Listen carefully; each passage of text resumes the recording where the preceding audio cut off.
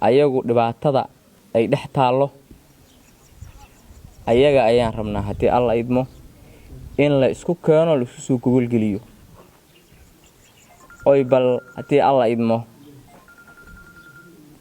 ay isweydiiyaan waxa ay isku dilayaan iyo waxa ay kala hayaan xaqiiqdii deegaamo badan ayaan marnay deegaamadaas aan marnay waxaan uga mahad celinaynaa sida ay u soo dhaweeyeen nabadgelyada sida ay isku xil saareen sida waliba dhalinyarada deegaanka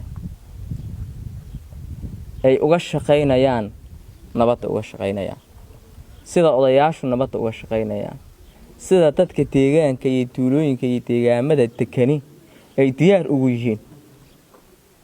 xaqiiqdii waan u bagnay waan uga mahad celinaynaa sida runtii nabaddu waxay anfacaysaa loogana baahan yahay inay ka run sheegaan kana wada hadlaan waa dadka isla degan deegaamada waa dadka degmadan balanbal isla degan ayagay anfacaysaa waxaa la rabaa marka dadka maanta wada hadlaya waa idinka dadkii reemiyiga ahaa maanta wada hadlaya isku keena qoryaha la inka qaada hubka la inka xareeha waa la isku keenayaa hadii alla idmo insha Allah dadka reer balanbal ee walaalaha ah ee balanbal iyo nawaaxigiisa dega in ogsoonahay inay yihiin dad walaala ah dad wax walba oo ay ka dhaxeeyaan abti iyo adeer iyo walaal intaba ay ka dhaxeeyaan xidid ah haddana muddo dheer colaad ay ka dhaxaysay waxaan rabnaa dadkaas aan wacyigelin oo wadnaa in ay nabad qaataan nabaddana ay ka shaqeeyaan nabaddu waxay u baahan tahay in laga shaqeeyo in gacmaha looga shaqeeyo in waqti la geliyo in maal la geliyo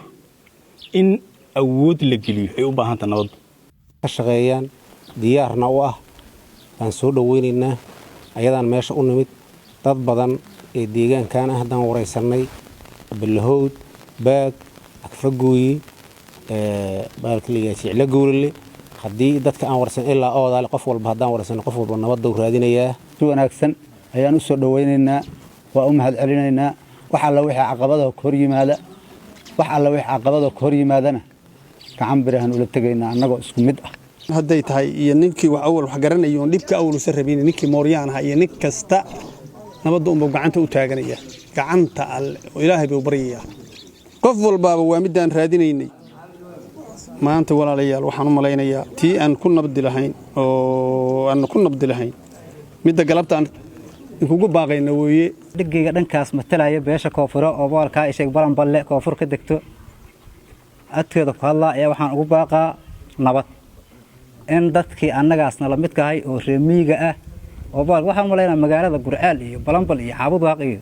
sida magaalooyinkaas oo kale dadka jooga way isugu yimaadaan